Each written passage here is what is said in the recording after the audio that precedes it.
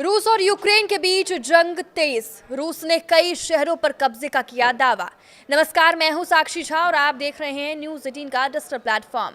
रूस और यूक्रेन के बीच चल रही जंग भयंकर मोड़ पर पहुंच गई है। रूस ने पूर्वी यूक्रेन पर हमला बोल दिया है।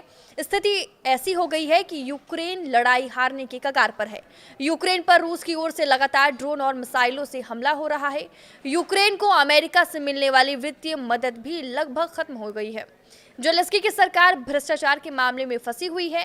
रूस ने यूक्रेन पर बढ़त तो बना ली है, पर वो जिस रफ्तार से आगे बढ़ रहा है उससे उसे यूक्रेन के प्रांतों पर कब्जा करने में 5 साल और लग जाएंगे। यूक्रेन की ओर से भी रूस को पछाड़ने के लिए कोई कसर नहीं छोड़ी जा रही है।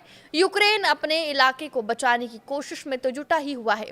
यूक्रेन की ओर से रूस के ऊर्जा ढांचे और तेल रिफाइनरियों को निशाना बनाया जा रहा है।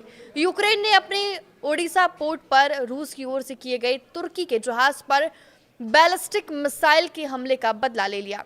यूक्रेन ने महज 24 घंटे के अंदर रूस पर यह पलटवार किया। यूक्रेन के इस ड्रोन हमले में रूस के दक्षिण पश्चिमी सारातोव क्षेत्र में कम से कम 2 लोगों की मौत हो गई है और कुछ हिस्सों में बिजली गुल हो गई। अमेरिका की ओर से युद्ध समाप्त करने के लिए शांति वार्ता की कोशिशें लगातार चल रही है, पर रूस और यूक्रेन के बीच चल रहा युद्ध लगातार खतरनाक होता जा रहा है।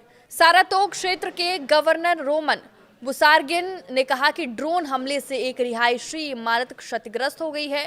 किंडरगार्टन और क्लिनिक की कई खिड़कियां टूट गई।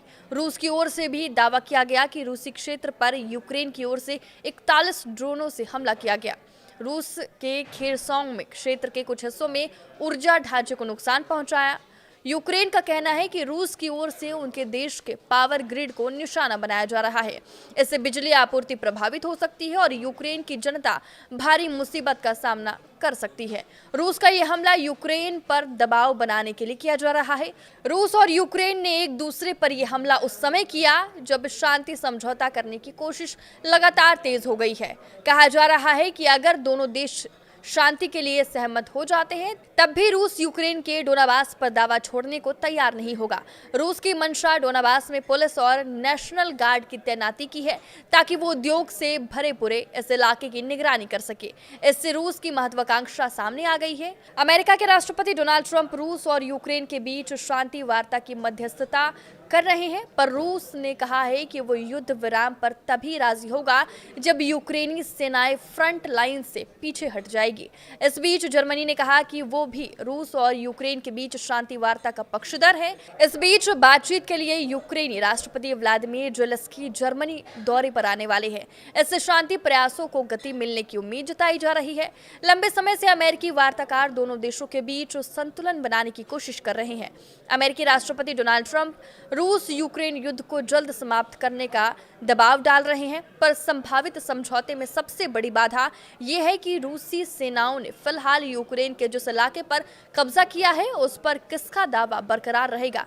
पर सबसे बड़ी परेशानी ये है कि रूस और यूक्रेन के बीच जंग थमने की जगह और ज्यादा बढ़ गई है। इस बीच यूक्रेन ने रूस की तेल सप्लाई को बाधित करने के लिए रूसी तेल इंफ्रास्ट्रक्चर पर बड़ा हमला किया है।